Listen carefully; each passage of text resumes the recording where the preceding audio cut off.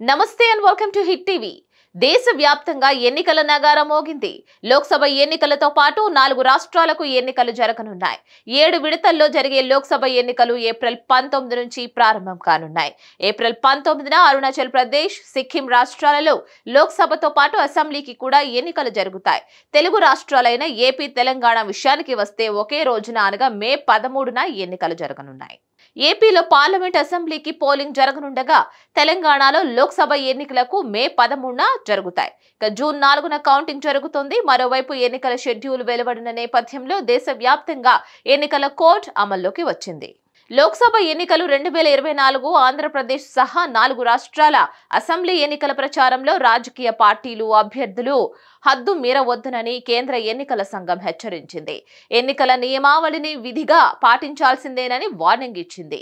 ఈ మేరకు ఎన్నికల షెడ్యూల్ ప్రకటన సందర్భంగా చీఫ్ ఎలక్షన్ కమిషనర్ స్పష్టం చేశారు.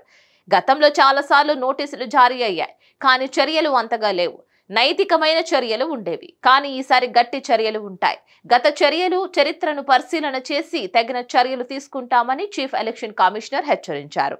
మోడల్ కోడ్ ఆఫ్ కండక్ట్ ఉల్లంఘనకు సంబంధించిన పూర్తి సమాచారాన్ని సేకరించి పరిశీలించిన అనంతరం తుది మార్గదర్శకాలను జారీ చేశామని వివరించారు. ఎన్నికల కోడ్ అమలు విషయంలో క్షేత్రస్థాయిలో సంసిద్ధమయ్యామని, రాజకీయ పార్టీలపై దృష్టి పెట్టామని రాజీవ్ కుమార్ చెప్పారు. పార్టీలోని స్టార్ క్యాంపెయినర్లు అందరికీ ఈసీ మార్గదర్శకాలతో కూడిన కాపీలను అందించాలని ఇప్పటికే సూచించామని ఆయన ప్రస్తావించారు. దేశంలో రాజకీయ పార్టీల మధ్య చర్చలు, వ్యాఖ్యలు దిగజారుతున్నాయని, అన్ని రాజకీయ పార్టీలకు కీలక సలహాలు, సూచనలు చేసినట్లు రాజీవ్ కుమార్ వివరించారు. ఎన్నికల నియమావళికి సంబంధించిన మార్గదర్శకాలను స్టార్ క్యాంపెయినర్లు, అభ్యర్థుల దృష్టికి తీసుకువెళ్లాల్సిన బాధ్యత రాజకీయ పార్టీలదేనని రాజీవ్ కుమార్ అన్నారు. ఆ విషయాన్ని నోటీసుల ద్వారా పార్టీలకు తెలియచేశామని, ఈ మేరకు షెడ్యూల్ కంటే ముందుగానే అవగాహన కల్పించామని అన్నారు. రాజకీయ వ్యాఖ్యలు, చర్చలు స్ఫూర్తినిచ్చేలా ఉండడానికి పార్టీలకు పలు కీలక సూచనలు చేశామని అన్నారు.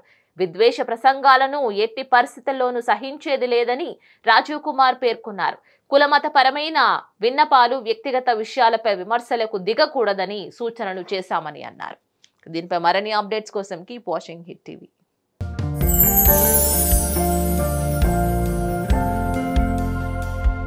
లవ్, ఈ అందమైన 4 అక్షరాల బారిన పడని మనిషి ఉండరు, మనసు ఉండదు.